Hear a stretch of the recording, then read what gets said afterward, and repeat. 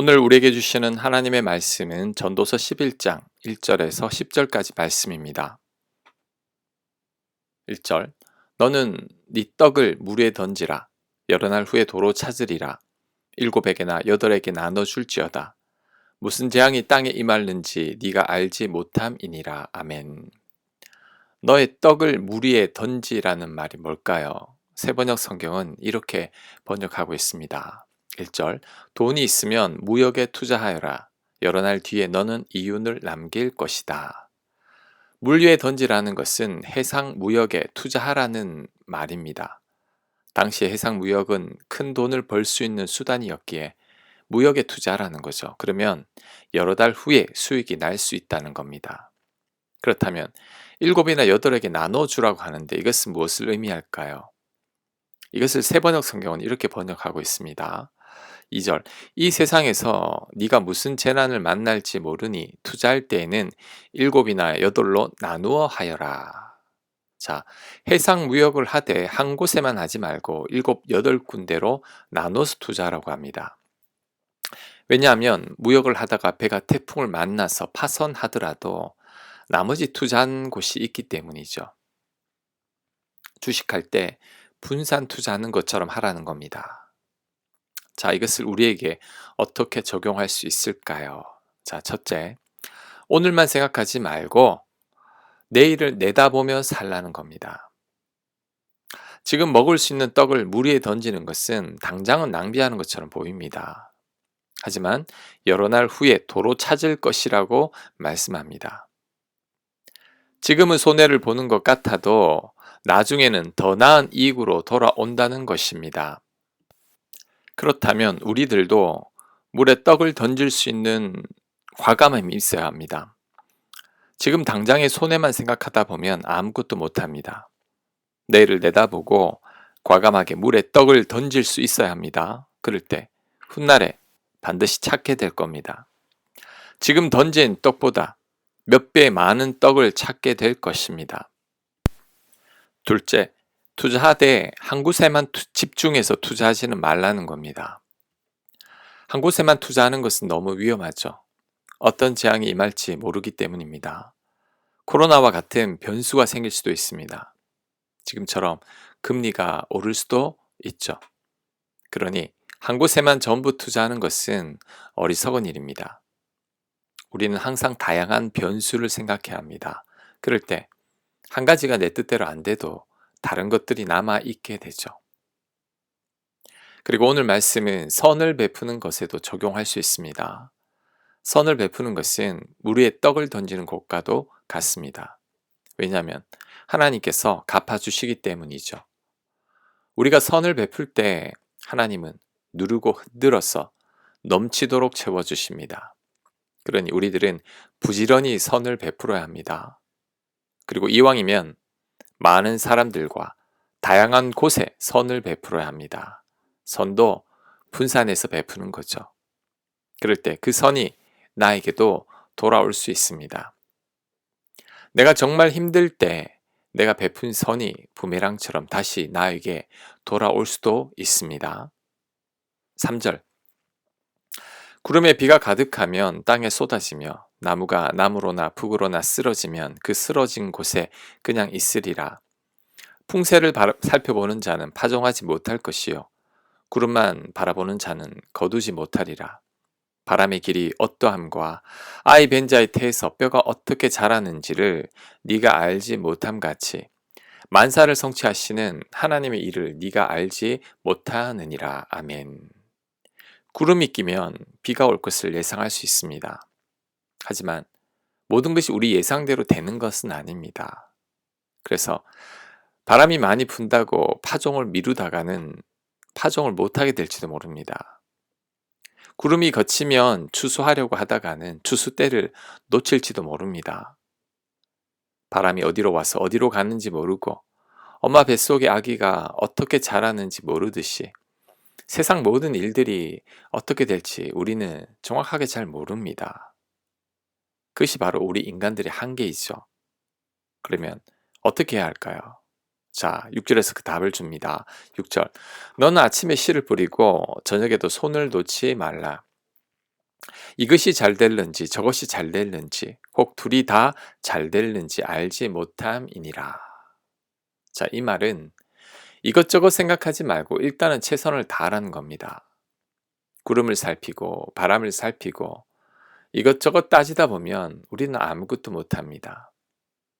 구름과 바람이 어떠하든 상관하지 말고 아침에 씨를 뿌리고 저녁에도 씨를 뿌리라는 거죠. 할 수 있는 최선을 다하라는 겁니다. 그럴 때 아침에 뿌린 씨가 결실을 맺을 수도 있고 저녁에 뿌린 씨가 결실을 맺을 수도 있고 둘 다 결실을 맺을 수도 있다는 겁니다.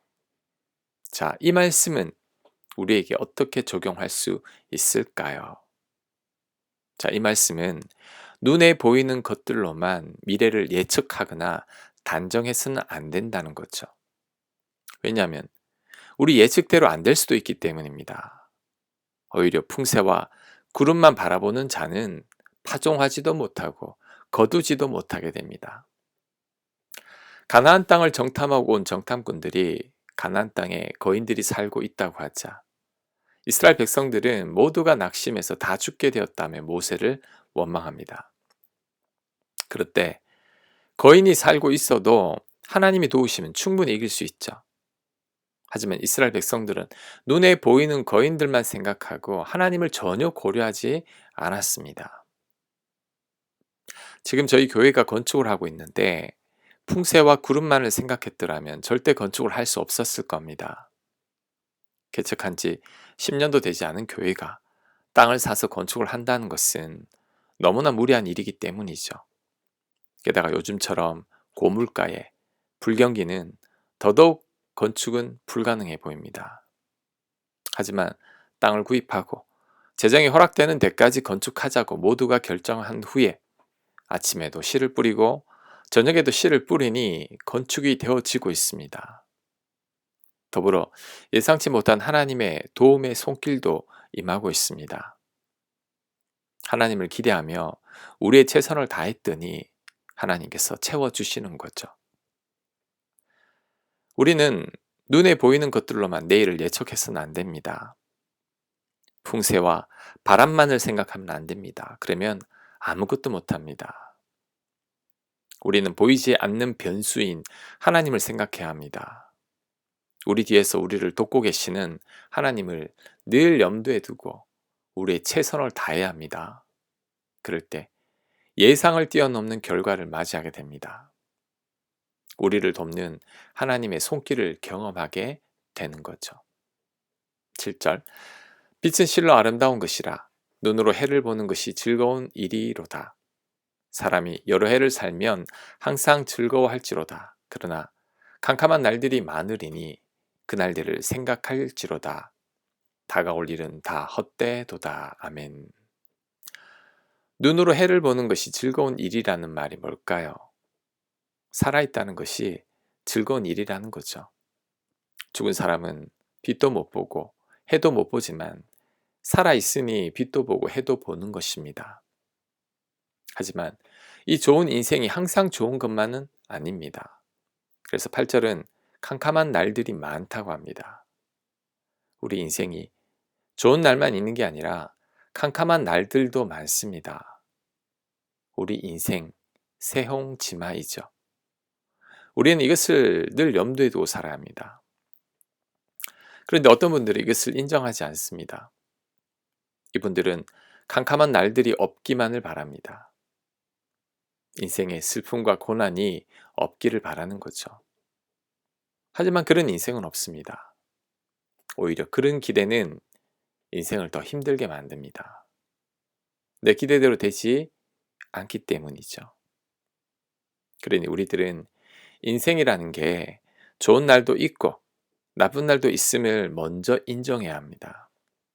그리고 좋은 날이 올 때에는 그날을 즐겁게 살고 나쁜 날이 올 때에는 또한 잘 감당해 내야 합니다.